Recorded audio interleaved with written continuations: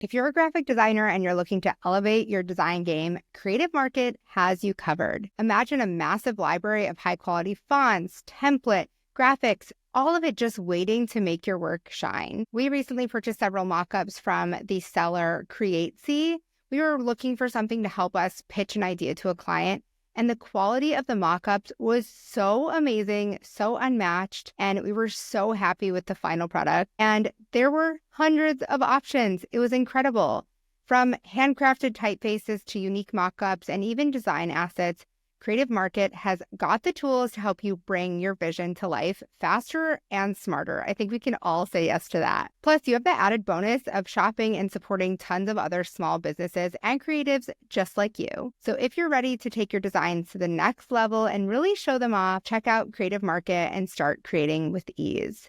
Dive in at creativemarket.com today. Blast off. Here we are. We are really excited to be talking to this particular guest today, somebody who's very talented and who has been around in this industry for a long time and making a serious thumbprint, his stamp on this industry. So yeah, we're excited to jump in. Can you introduce yourself? Ourselves too. We are Good Type and you are. I'm Jamie Clarke. I Nailed it. Nailed it. That was easy. Yeah, I set up Foundry, Jamie Clarke Type. Not the most inspiring name, but it was just what come off the top of my head about 10 years ago. Yeah, 10 years ago now. And pre that, I was running a typography blog. So that's how I kind of got back into type and lettering from the web world. Had a little diversion. As soon as I graduated, job prospects for designers wasn't brilliant at that point. It was kind of the economy wasn't doing well. And my first job, boom, straight on the internet. And so the internet had only been public for about 18 months at that point. So I mean, it really was the absolute Wild West. I mean, every website only had a grey background because the HTML hadn't been invented for coloured backgrounds at that point. I mean, we're talking serious. And like my friend of mine used to show me my first website that I ever designed just to kind of, don't forget where you come from. Right. That's humbling and important every now and then. But yeah, so I did that I just worked for, the startup for about 18 months and then went to another design startup. I mean, all these little nascent companies, and then worked for Microsoft for about 4 years because it was young and I had a decent amount of experience even then. I became head of design there for all their MSN and online stuff across Europe. I'd kind of set up a side hustle with two friends and they were like, come join us. So I left Microsoft and basically joined those guys, and we ran our own studio for about 10 years. Was that scary to leave? Yeah. I think the experience of working at those small companies and then working at Microsoft and that contrast, actually, I learned so much. So while it was scary, I kind of felt like I had a little bit of runway because Microsoft were paying me very well. So I had a little bit of kind of buffer. And when I left Microsoft, when I announced I was leaving, Microsoft said, oh, well, look, we were thinking of outsourcing some design work. Do you want to take some with you? And I was like, boom, there we go. That set us up. We had a brilliant runway. And from there, because we had that big client, we worked with all sorts of people like British Airways and The Guardian and, all these big companies. So it kind of set us up, really. But after 10 years, I think all the there was 25 of us. It was a fairly mid-sized agency. But I think after 10 years of doing it, we'd all kind of just burnt out and wanted to do something else. So we sold the agency to a friendly sort of competitor agency. And previous to that, I'd sort of felt the draw back to type. I mean, in the web world at that time, there was no type. I mean, it was system fonts. So I'd set up the blog really to learn, just to kind of go, what's going on, learning the things I'd forgotten over those years. And just, it was like a scrapbook, like me just collecting stuff that I loved. The blog, nowadays it'd be probably considered pretty crappy. It was more like a Pinterest than anything. But at least everything I post, I'd credit and sort of say why I liked it in whatever way, what caught my eye about it. And so for me, it was like sort of therapy and scrapbooking and learning. And it just meant that I could reach out to any designer and go, hey, could I chat to you about your thing? You know what? That's such a great way in to like an industry. And we found that through our podcast and through just being behind Good Type and getting to like interview people and talk with people in the community. If you ever, and that's how I kind of started getting into the lettering industry, was by like doing little interviews or featuring other people. And then you kind of get yourself in there, you get known around, and people start getting familiar with your face. So that's such a great way to just inch in, get your feet wet. That's how Good Type started too, is when Bodhi was biking, I think, up or down a coast and documented and tagged the artists that she was inspired by. That really opened the door to conversations with the artists. And I think when you come from a place of wanting to share other people's work and wanting to just be curious, it usually is like a good breeding ground for exploration and play. Whereas if you come from the approach of like, I'm just going to make a bunch of work, that's also great. But when you come from this place of like research and kind of conversation and community, I think there's a really big difference in just the opportunity in front of you, because that human connection. Laying out the groundwork of like respect and admiration for the people who are already like doing really cool things. I mean, that's always a great place to come from as a budding artist. Yeah. At that point, I didn't even really have any thoughts about lettering myself. I was just really passionate about it. But then you sort of speak to people and you sort of dip your toe in the water and things like that. And in fact, I tried loads of things. Once I sold the agency and I was sort of free, I took a course of letterpress, screen printing. I did a calligraphy course, terrible at that, terrible calligrapher. I did a sign writing course with Mike Myers, did all this stuff. Wow. But it was Elliot J. Stocks, who you interviewed a few podcasts back, who I've known for years and years, said, why don't you try this thing at Reading University? And they do a summer course, which is like a condensed version of their MA, like a 2-week condensed. And I went and did that, and that was it. It just blew my mind. But previous to that, I think the industry were just so generous with their time. Ask people, can you tell me about your work? Could I interview you with the blog? And they were so lovely, so generous. Yeah. And then meeting Elliot, and he was working on 8 Faces, the typography and lettering magazine. He was interviewing people for that. I asked him, Seb Lester said that he would do an interview for my blog. And I got in touch with Elliot and said, hey, could we do that for the magazine? And he said, yeah. And we basically got together. And then I officially started interviewing people like for the magazine and things like that. And so learned more, and, it just kind of grew and grew and grew. Yeah. And then I basically slowly got the confidence to start twiddling and going back to kind of my art school days, and then took the course at Reading, and that was it. Just took off. Loved it from there on in. Yeah, I think another great thing about the interviewing of people or starting to meet people and integrating into the community is just seeing that all these people you admire who are doing amazing things are human beings. They're really like kind, generous people who are just like you, really. That's what made me finally feel more confident and comfortable claiming to be a letterer, because it's really hard to start putting that title on yourself for the first time. Absolutely. And once I saw the other people who were saying, hey, we're letterers, and I felt like I fit in and we're all just people, then I started being able to get more and more confidence.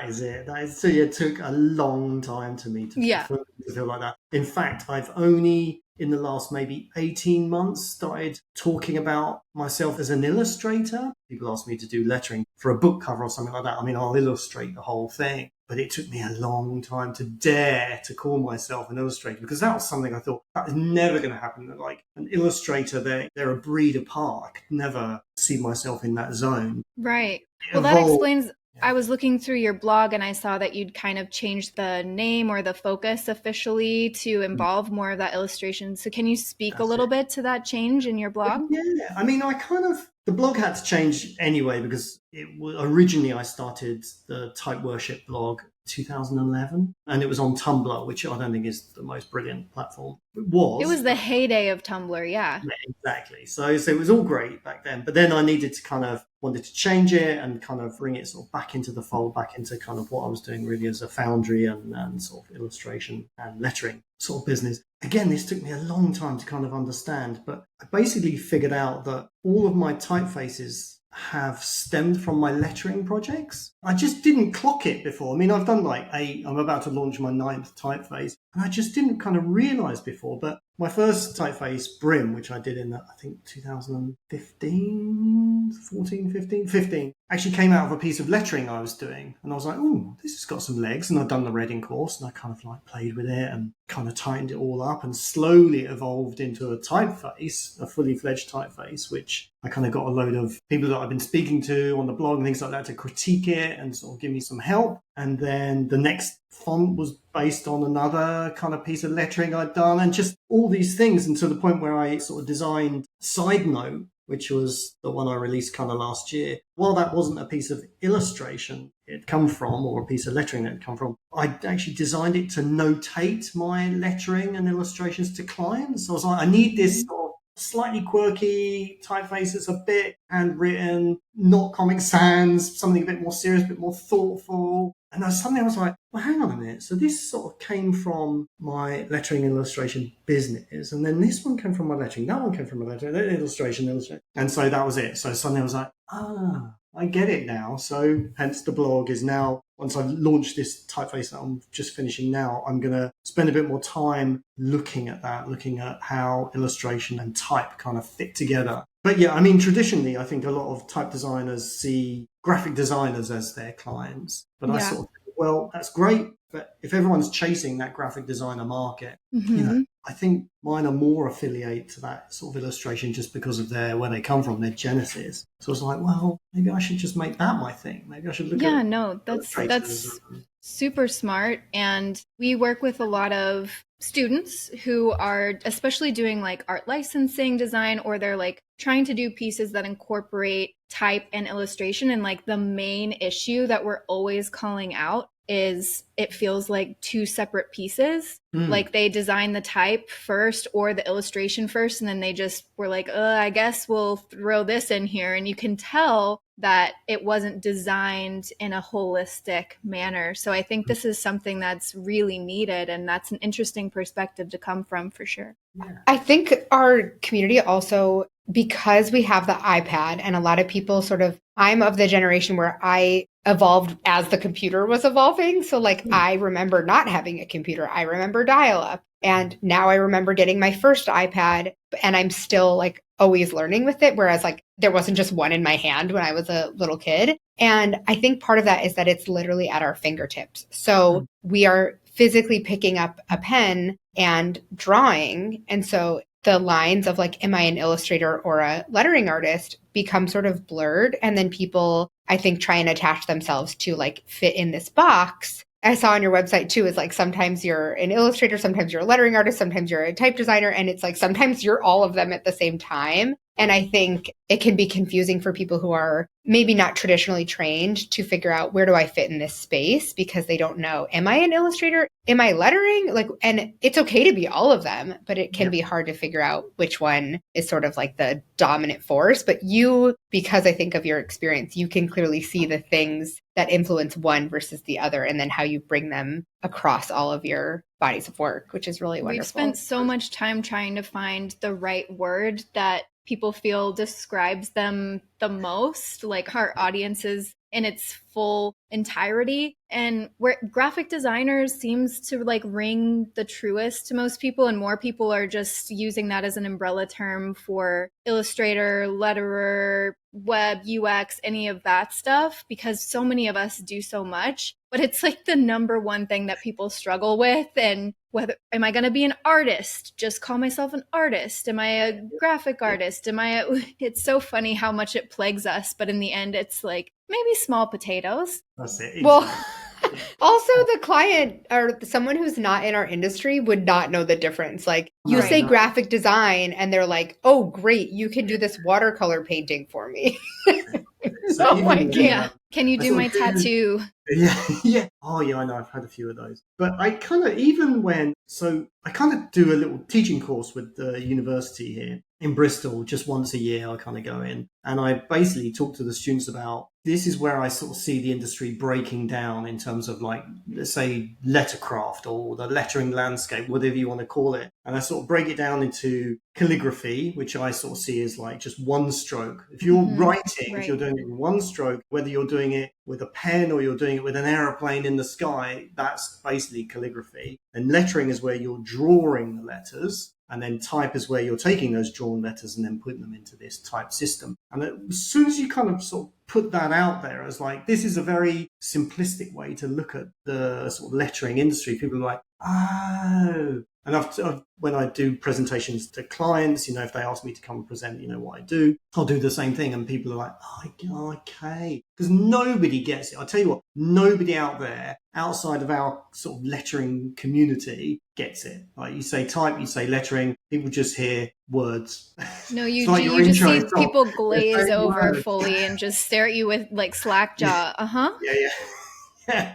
It's like people, I've heard type designers sort of say, you know, I kind of dread people asking me what I do, because like, I say I'm a type designer and they're like, what is that? I say different things depending on who's asking, like what the environment is. It's so bad. Sometimes I just don't want to have the entire conversation I know is going to ensue after it. So I just say the bare minimum. It's so funny because I'm also so proud to be a designer. Like, I think it's really cool. I love it. Obviously, that's why I'm in this field. But then when someone asks me, I'm like, designer. Like, it does not do any justice. Yeah, it doesn't do it any justice. And it's like, we've definitely struggled, and we know it's our community's pain point too, is like how to describe to someone what you do in a way that is confident, but also educates them. Because that's like I'm sure from your like agency days, one of the toughest pieces is to explain the value or like the messaging to your client. And because we live in such a fast-paced world, that often just gets lost. Like, you post a branding project and someone's like, oh, I would never have used that color. And you're like, well, you don't know the reasoning behind the color. Like, their audience is for kids, and this is a very kid-friendly color, and it works for people who are colorblind, and, you know, whatever. And it's like, people are so quick to judge that we try and fit it into this tiny little like 250 character bio, and then we just choke up. Yeah, I mean, I kind of saw when I was doing the blog and things like that, I'd kind of look at how other people kind of describe themselves. And I'll tell you who's really good at this and puts a lot of thought into it is Martina Flor in Berlin. And I kind of keep an eye on Martina. We've spoken, I've interviewed her and things like that. And her evolution is really interesting to sort of see. I don't know if there's kind of old versions that you can see, but the way she kind of talked about herself was obviously very well considered, very well kind of put. And so I've kind of always sort of looked up to her in a way about what she's doing. She's very good at kind of branding herself and things like that. Actually, we're talking on email at the moment, so I'm wondering if I'm going to see her in Berlin. There's this Berlin conference coming up. I've never met her. I always thought she was very good at that, but you could see there was an evolution. She did go through a process. It was a thing, so I'd love to talk to her about that as well. But yeah, it's really hard. I think that's important too, to remember that whatever you say you are now, it's flexible, you're allowed to change, and you're also, just as a human being, if you feel like you're painted into one corner, that's a very claustrophobic place to be. So allowing it to just evolve is okay. Yeah, I think so. And there's a lot of confidence in it. Like I said, calling myself an illustrator, I was like, ooh, don't know if that's me. But actually, you know what? People hire me to illustrate. They hire me I've had a few jobs where they're like, yeah, no, we're going to use a font. Can you just illustrate it? It's like, right. Okay.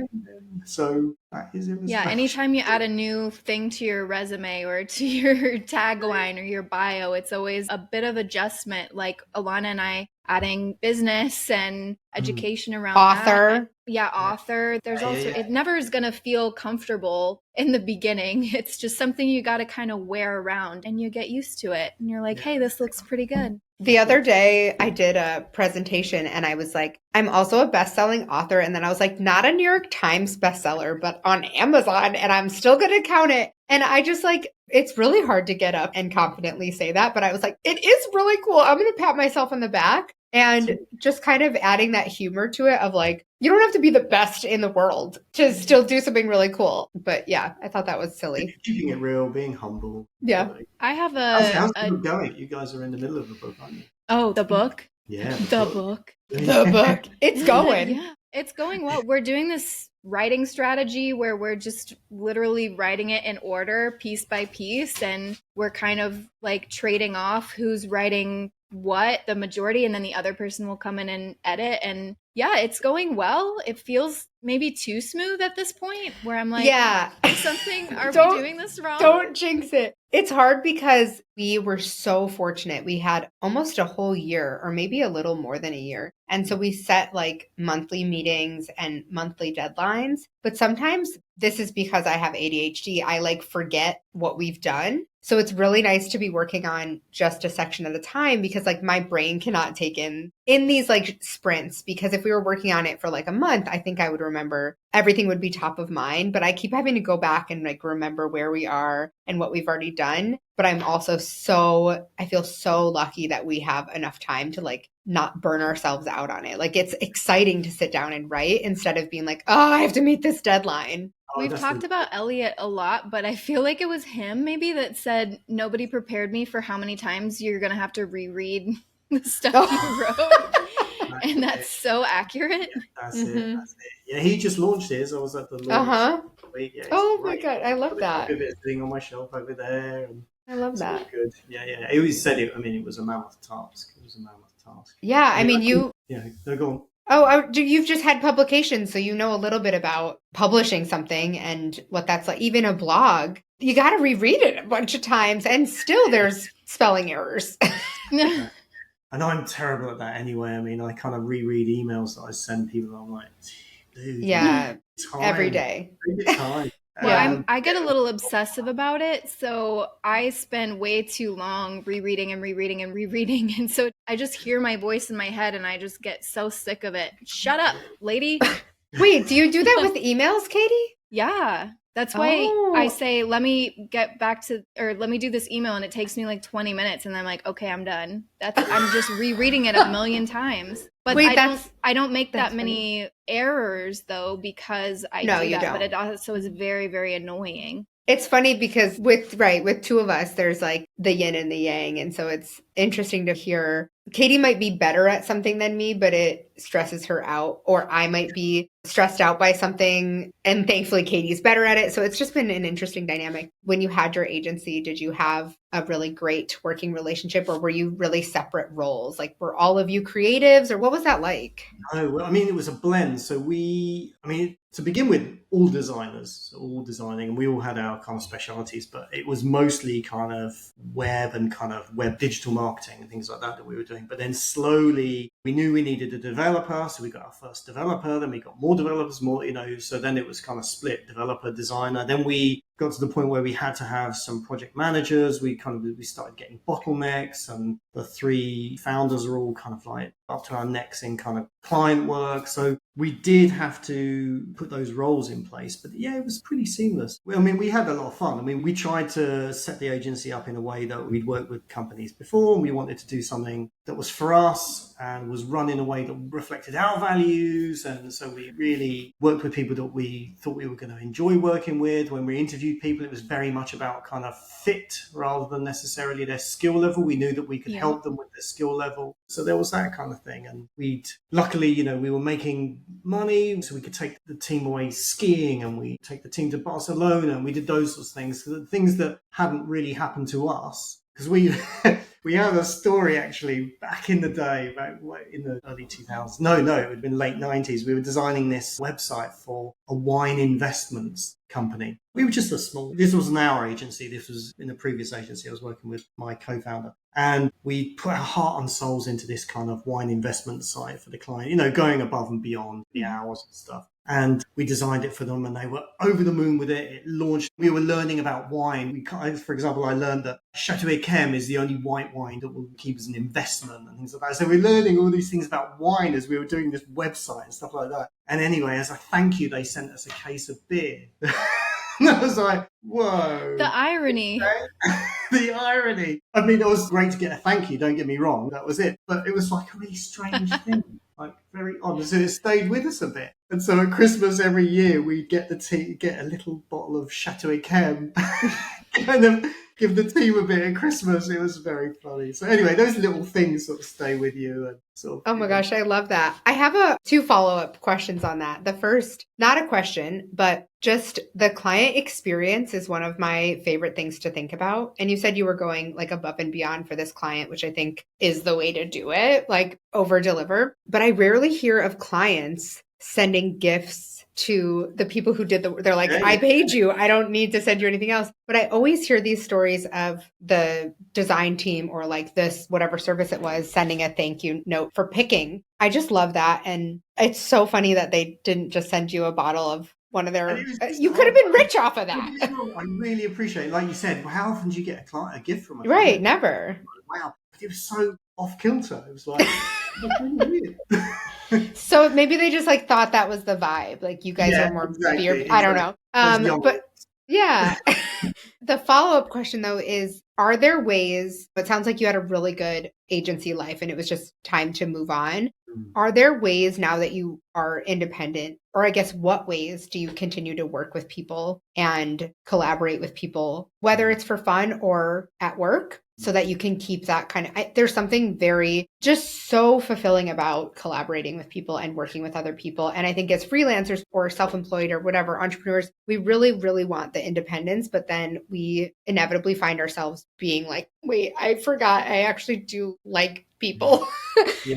So how do you incorporate that? Well, with my lettering, it's less so. Generally, they're faster kind of projects. I mean, the way my studio is sort of set up is that I'll generally always have a typeface or two on the go any one time. And then what I do is generally let client projects punctuate that, because designing type can be all consuming. You need a break, you need to set it aside. And so I find that quite helpful. And there's sometimes when I'm way knee deep in the typeface and I'll kind of stop pushing clients away and saying, look, I can't, I'm really in the middle of something. But it's more the type work where I work with other people. So as you said, like the Bristol scene, there's a lot of kind of type and lettering people here. And so through this little group that got set up called Letter Lovers. Did Elliot talk about that? Did he tell you about Letter Lovers? So it's like this little group and it's sign writers. I mean, it's kind of crazy. Bristol's not the most enormous city, but there's a real kind of gravity for those people. And I met one of the people who set it up, Boris. And at the time, what was I working on? I was working on something. And I just said to Boris, I just need to get some help. And he was like, I'm looking, talk to me. So I kind of spoke to Boris about this project and we worked together on it. It worked really well. And he's worked with me on 2 or 3 things now. And that's really good. Type is my first sort of 5 typefaces, let's say. We're all done quite siloed, me doing it, but then asking for feedback. And then, like I said, people were very generous. Lots of people I could sort of thank for kind of giving feedback on the typeface, people who are way more experienced than I am. So I kind of feel like the typefaces were going out and they were checked and they were good and they were, the best typefaces I could produce. But now it's a little more collaborative, as you said. So, for example, the next typeface I'm working on at the moment was the one I originally started back in Reading in 2011. So it's 2013. I started it, 2013. So it's like 11 years old, this typeface, and I still haven't launched it. And it's going through all these iterations. And honestly, people have looked at it. I've been showing this typeface to people for literally years, like Dave Foster when I was living in Australia, Toshio Magari when I was living in London. Elliot's looked at it, and then Boris I basically sent it to him and said, look, could you have a really in-depth look at this? We have a commercial relationship, I have to pay you. And so Boris basically came through, there's a load of feedback, I changed this, and just stuff you become blind to over years. And so now it's pretty much ready. But yeah, that is a really nice experience. What I don't miss, I think, about the studio, running a team and things is the pressure of feeling responsible for everyone's kind of well-being and stuff. That's a lot of pressure there. You've got a big team. How's everyone doing? Making sure we can pay salaries and things like that. And there's that pressure I don't miss. This is very much, I'll kind of work with somebody or get some help when I know that I can afford it. I know that I've got the time to dedicate to listen to what that person's saying and things like that, because it's all well and good getting help or support. But then if you're really busy looking elsewhere and they're telling you this thing and you're like, yeah, and I'm doing this thing and well, what's the point of that? You've got to dedicate the time, the emotional time and the intellectual time to these people. Yeah, I think that's been a huge just bubble that Katie and I have had in our, the ether, I guess. It's been really, really wonderful to be just Katie and I and Emily, which is our social media manager or marketing. We have like 80 titles for her because she does so much. And we definitely are at a point, and probably have been for a while, where we need to scale up and offload some of the work we're doing. But we also really enjoy that we all get to talk to each other. We all know what's going on. We aren't looking to have a team of employees. We want to keep it small. And so you kind of have to balance that and figure out where to put your energy. And I think that sounds incredibly challenging, running the responsibility of other people's well-being and their paycheck every single month. Yeah, the financial pressure of that especially is just very scary. I mean, the way that we're set up right now, we have a lot more flexibility to where we could have like a down month and everything doesn't fall apart. But if we had all these salaries to be paying, like granted, the work of those people could help us scale to make more money, but it's never guaranteed and who knows how much. And it's scary to be kind of on the line for somebody's financial well-being. And oh my gosh, it's a lot, that's for sure. You can't even think about it. You're like, no, I can't. I know, I'm just like, oh.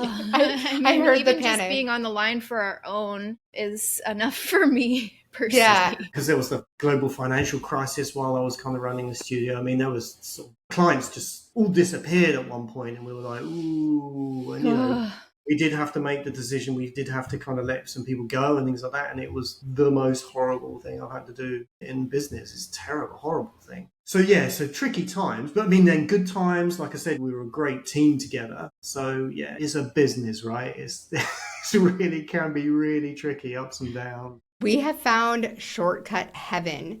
If you are sick of remembering every single key command under the sun, this is for you. Logitech's new MX Creative Console will totally level up your creative workflow. It's your new creative sidekick. Customizable dials and keypads make it really easy to adjust all the settings, zoom in on projects, and really fine-tune every single detail that you're working on without missing a beat. Whether you're designing, editing, or even coding or gaming, this console gives you control literally at your fingertips.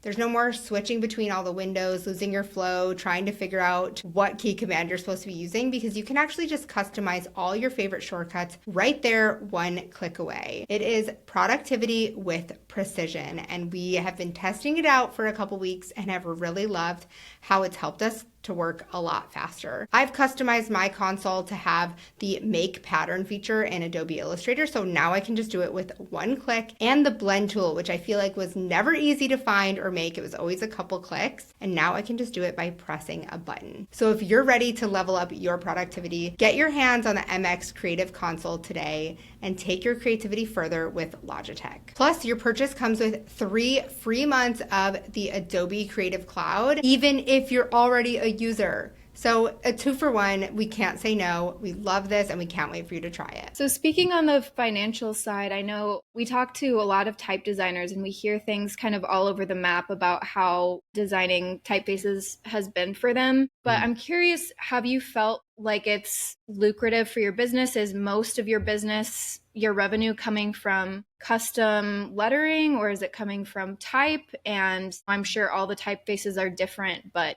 I would love to hear about how that's been in your business model. Yeah.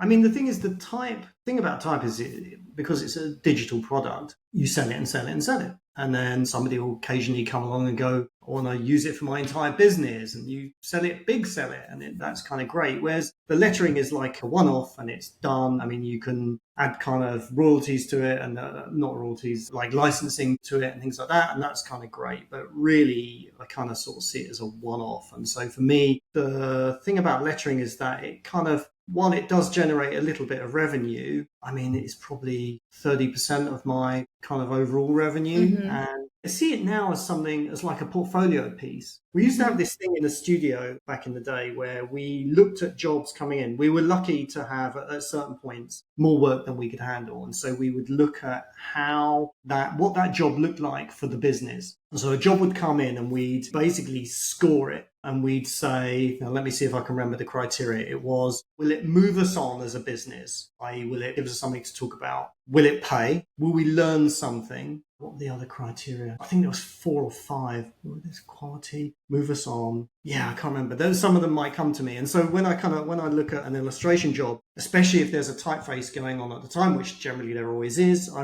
have to kind of look at that job and go, okay, how does it kind of score? I mean, I don't kind of apply a rigid structure to it, but I'll kind of sort of say, is it a portfolio piece? Will it do that? And balance that against how much it might pay, and will I learn something? Will I improve my skills in some way? And can it augment the other things I'm doing? So I'm kind of looking at it fairly holistically. And just, will I enjoy it? That was the other thing. Is it fun? I mean, that was a big score. Will this be fun? And so I look at them through that lens, really. I mean, I'm lucky, don't get me wrong. That's a very lucky position to be in. When I first started out, I was like, just take the job, just anything. But now I can be a little bit more circumspect. And you know what? Generally, when I take on a lettering job, it's generally because it is fun. And I think it will be nice in my portfolio and it's my sort of thing. The other thing I sort of tend to do is, I haven't done it in a little while, but I do speculative work, just studio projects where I think I've got this itch to do something. You can see it on the website, these sort of tea packaging. I had this itch to kind of do this sort of geometric pattern blended with these organic shapes. And I was like, how could this work? I had this thing in my head where I wanted to do some sort of pattern work. And I put it out there and clients might have a little motto, which is clients buy what they can see. And so you put it out there, client says, I want that thing from you like this for my project. And seriously, that has spawned several projects and actually a typeface because I did some lettering for it and I was like, typeface. So typeface come out of that. So those speculative jobs actually lead to most of the work that I've sort of done. So you'd say all of that spec work and then the custom, that's like 30%-ish. And so is the rest just all fonts? All fonts, yeah. I mean, it's kind of grown slowly over, like I said, over sort of, I think 2015, I launched my first one. So it does take time. And there was a lot of times where I thought it would simply be just a lifestyle thing. It wouldn't really make much money. It would just tick along in the background. But actually, it has turned into my business to the point where once I launched this typeface, I need to radically adjust my website and things like that, and readjust how I talk about the fonts and things like that. Because when you go onto my website, I think James Edmondson said this on your podcast. He was sort of saying, it's easy to launch a foundry. You just put up some pictures of your font and say, if you want to buy it, drop me an email. And my website isn't many stages above that, really. It's pretty kind of basic. So I'm going to start selling through my own website and things like that, because I think what I'd really like is a more direct relationship with people using my fonts. We were just talking about this. 2 things. One is that when you buy typeface, you don't really know who you're buying it from unless you're on that person's website. And so if you're buying on any of these markets, you don't typically learn about the designer. And so when you, as a designer, sell your fonts on your site, I inevitably am like going to learn about who you are as a foundry or a human. And I think that's really interesting because you sort of forget, like, someone made this. Like, I just the other day looked up by like most used family and I was like, I cannot believe I don't know who made this. And it was really interesting to see who it was and then see what other families they've worked on. But the other thing you said that really sticks with me is that your pivot from all the different aspects of your career journey, the pivots are slow. Like, it's not like you said you've been doing type design for a while and you're just saying, now, after I finish this one, I'm going to make it very clear that that's the most important thing I do. And you didn't just one day say, I'm going to go all into this. Let me change everything about my marketing and everything that's online about me. You just said, I'm going to focus on this. And then when the time comes, I will make sure it's very clear that this is my priority. That's it. I mean, I feel like at every step, I've kind of sort of given it thought, but you just evolve, you change, and what was right then is wrong now, and you're just slowly evolving. Of course, like a lot of designers, I've sort of suffered imposter syndrome. Of course, I mean, that is quite common, and sort of being quite cautious about how I talk about myself, going back to what we were saying earlier. And now I feel more confident. I feel like there's more of a story to tell. But I think to begin with, I don't really like that sort of fake it till you make it type of thing. I'm more a person, in my sort of book, it's more just keep bloody practicing until you are making it, until you are genuinely making it. And so I've been lucky changing careers a few times where I've had a little bit of space and a little bit of runway where I can sort of disappear and spend a few weeks just trying to work something out. And so there is that, and it is a privilege. There's not a lot of people who can do that, like just take time out. I was doing things out of house or holding down a job at the same time and doing all that kind of stuff, of course. But I think I've been quite lucky in that I've given myself a bit of space and sort of trusted myself and things like that. And it does take a bit of guts to kind of do that, because you're just never sure if it's going to kind of pan out and things, Right. you know, like when I got back into this and I did the course at Reading, and I kind of was moving to Australia at that point because other stuff going on, and it was all brilliant and exciting, but I was going to Australia. I was like, what am I going to do? I'm going to make some money. You know, what's going on? So, yeah. Well, those kinds of risks never lead to nothing. Even if they lead you in a direction that you don't end up pursuing, you always take something away that you apply to the next part of your career, your life. Yeah. It's all lessons and they're always important. So I do want to ask, because we talk to type designers, like I was saying, fairly often, and we hear very disparate feelings about like whether they think type design is lucrative or not. And I mean, I hear from you, it's like 70% of your business. That's amazing. And then I hear from other people, like, I'm struggling so much. People don't buy my typefaces. I have to price them so low to get them even interested. So do you have any kind of insight into what you're doing? Is it the marketing of it? Is it the people that you've met along the way? Is it the slow pace that you took? Like, what do you think it is that has allowed you to rest a lot of your business model on fonts? I think it has been a slow burner. It's slowly built. Do you know what I mean? It was not something that happened overnight. I mean, literally, I couldn't have lived off of the salary. And so it wasn't, the business was much more kind of lettering and then type. But I think currently, as I said, I don't sell direct. I sell with Adobe fonts. And we've heard good things. Yeah, they've been really good to me. And I love Typography, who are brilliant. I love those guys. And I last year signed up with Type Network, and those guys are good as well. And they all have different kind of ends of the market that they're looking at. And I think that being that cautious spread, I think, is the way I've done it. I mean, I was with other people and I've kind of removed the fonts. I mean, I kind of had my fonts with Creative Market for quite a while in the early days, but Creative Market kept saying to me, here's the price point we think you should be setting for your fonts. And it was like, I don't know, $5 or something. I mean, it wasn't great. And so I think they were chasing the bottom end of the market. And I think, as my advice to kind of somebody in the type field would be, just don't get involved in that side of the business. If you're devaluing your work, well, then you've got nowhere really to go. I mean, if the price point is so low, what are you offering? What can you base any criteria for somebody to spend proper money on your typeface? So I think I've been, slow burner, having my font in the right place, as much kind of marketing as I can do while balancing that, the work itself. And that's slowly just grown momentum, really. So I think it's not for the faint-hearted. I mean, the thing is, if you think you're going to design a typeface, put it out there and earn money, I would advise against it. I'd think about having it as a side hustle and grow it, which is kind of what I did alongside the lettering kind of work, which was at that point more commercial. And the other thing to think about is typefaces seem to have a strange life, because you can imagine a typeface being fashionable at a certain point or just hitting that zeitgeist. Imagine you launch it and you just caught that kind of design trend. And that hasn't happened for me yet. I've always been behind it or just nowhere near it. I design the things that I wanted to design, but slowly they sort of get picked up. And slowly they take on a life of their own. And it isn't something I've been able to predict. And again, something James Edmondson said on your podcast, design something where people might have more than one use for this typeface. I mean, a lot of my typefaces are quite illustrative, but then one or two of them I've just taken off and grown and grown and grown and grown. I just see it again and again, see it everywhere. And so I think you've got to give them a little bit of time to kind of bed in and sort of get into people's minds. So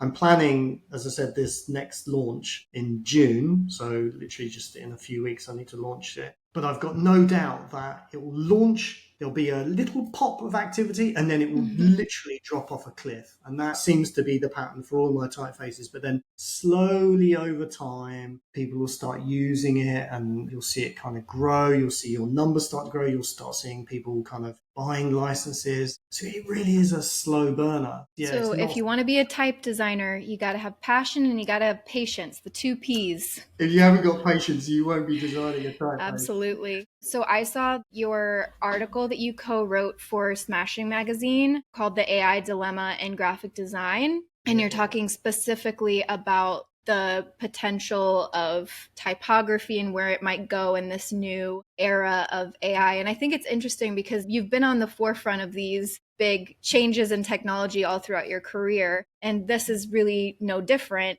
And so if you can give us maybe some of the points or some of the ideas that you shared in this article. So on one hand, I'm a little bit afraid because our audience is very passionate about AI, and a lot of people get very upset if we even like mention it as anything that has any potential to be a positive thing. But I think in general, it's just something that is inevitable and it is happening. And like you say in the article, we either embrace it and take the reins of it, or we kind of get left in the dust. So if you can expand on that a little bit more, and if people listening can try and be open-minded.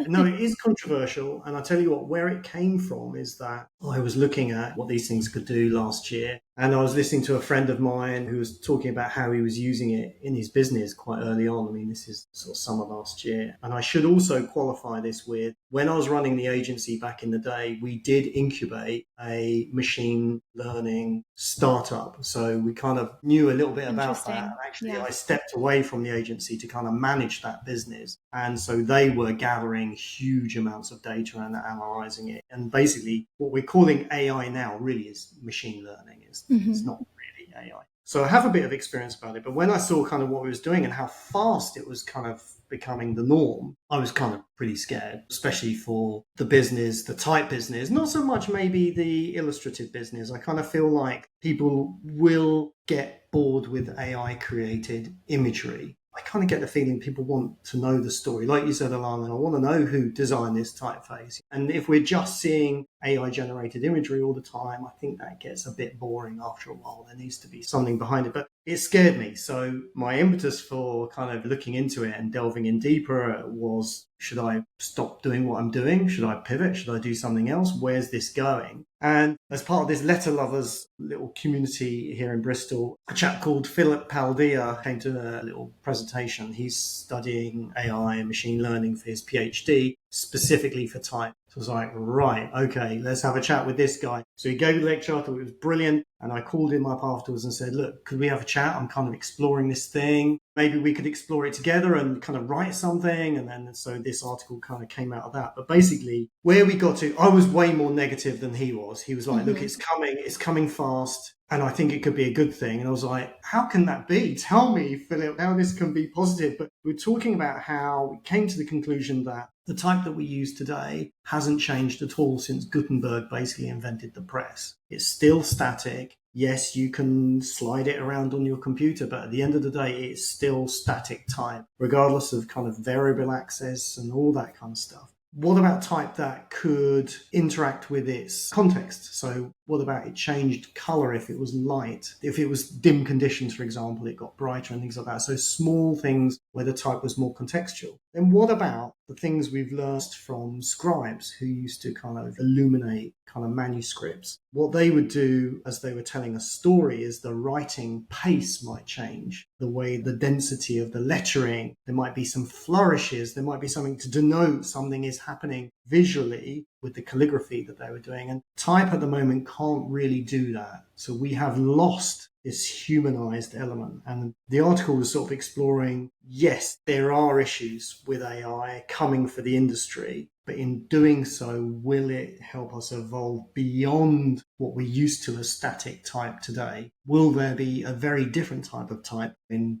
3-4 years' time where that is way more contextual, way more sensitive to what's being written and the words behind it? And that is something quite exciting, I think. And so I'm sticking in the industry. I'm going to stick around and sort of see what that looks like. I think it will still be painful. I think the change will be painful, but I think it's inevitable. I can't stop it. And so my sort of philosophy, my sort of view on it now is I'm going to keep an eye on it and just see where it goes. And if I can in any way influence it so that it's being used as a force for good to improve the way we communicate, then I'm in. Then I think it's a good thing. So it is a double-edged sword. It is very controversial. It will cause the industry a lot of issues, but I think beyond that kind of tide, I think we could get beyond that to something even better, could get to something pretty magical. Yeah, I think there's, so much potential with what could come out of it, good and bad. But I think just embracing the fear side of it is not really going to result in anything helpful. And I love that you came from a place of, oh my gosh, this is terrifying. And do I need to change jobs? And your response to that wasn't, I'm going to stop and just do nothing, or I'm going to be paralyzed. You went and did research and got involved and sort of wrapped your mind around what you think your next move might be based on the reality of the situation, not what you want to happen, but what's really, really happening. And I think we have to start really facing this and understanding the implications. And part of that is educating ourselves and just getting involved instead of just saying, I see the word AI, I'm going to run in the other direction, Yeah, exactly. Yeah. So, yeah, I mean, we could talk about this for a long time, but I mean, if people are interested, go and have a look at the article. I think I lay it out in a very kind of responsible, thoughtful way. And I do sort of cite the dangers. I kind of think I still have concerns, but I think the possibilities are inevitably in our industry will eventually outweigh that kind of issue. I think the best thing we can do is just make sure we're part of the discourse and we're not letting other people make these decisions that are not designers, these big corporations. We need to be sitting at that table. So how do we do that? Absolutely, yeah. All right. I'm sorry I had to shove that in at the end. I was really curious about it. You're right. You've got to have a stance on it. You've got to kind of say, well, look, I think this is right and I think this is wrong. I mean, I think if you feel that it's undermining you as a creative person, then I think it's right to sort of steer around it and have an opinion on it. That absolutely, I think that's right. And then I think there might come a time where you think, well, it could enhance what I'm doing just a little bit without kind of detracting from me making something, creating something. And then at that point, you might want to kind of jump in and have another little look. But at the moment, I kind of talk to people and sort of talk about how, for me right now, it's more about a way to generate ideas and get a second opinion very quickly. So I use it a lot in a very kind of low level way. I mean, I use it to help me kind of write things and like, is this the right way to say this? Is there another way? What about this? Yeah. And, can you give me some ideas on that? And I've explored using it as a sort of second guess for illustrative projects. It's like, well, I'm thinking about this sort of thing I kind of am interested in. Show me some examples, and then kind of can use that to kind of go, I didn't think about that little thing, and then bounce off of it from there. That's exactly how I've been using it. I've been incorporating it in very small ways, but like ChatGPT's been helping me a little here and there where I need some brainstorming help, that kind of thing. So I definitely see the merit of it there. Yeah, I think it's inevitable. We gotta, like you said, you gotta kind of get on board. You've at least got to have an opinion. You've at least got to kind of make that opinion known and try and steer it one way or the other. Yeah, even if it's, I absolutely think this is horrible, we need to put a stop to this, we need to do X, Y, and Z, then let's start doing those things because the train is on the tracks. She's going. Yeah, exactly. And I think what is stalled a little bit, that whole kind of momentum that it had is a little bit, I kind of keep up to date with what's going on. So there's a lot of stuff happening under the hood. But in terms of creativity, I do think it has a long way to go, and I think we've got time to steer it. So I don't think anyone should just throw their hands up and go, oh, no, it's all terrible. I think there is time. All right, let's end on that positive note. Normally we do rapid fire, but I took up all the time with my... I think it was important. I think it was a really good, thoughtful... Because I was going to tell you what my favorite pizza was. Well, you can tell us your favorite. What was it? I know. Pizza. No, tell us. Pretty boring. I got from you margarita, and then yours was anything. So what is it? What is it? Yeah, spicy pepperoni. It doesn't agree with me, but I kind of love it anyway. Most things that I enjoy also don't agree with me, but I just suffer through. So. Sometimes you have to take one for the team. Thank you so much for your time. I think your career journey, I was trying to track when I first learned about your work, and I've just been a fan for so long, but your work is wonderful. I love watching it evolve over time, and your answers were so thoughtful. So thank you for coming on, and we can't wait to see what you do next. Thank you. No, thanks for having me. It's been great. I love chatting about all this stuff. Oh, same. All right. All good things.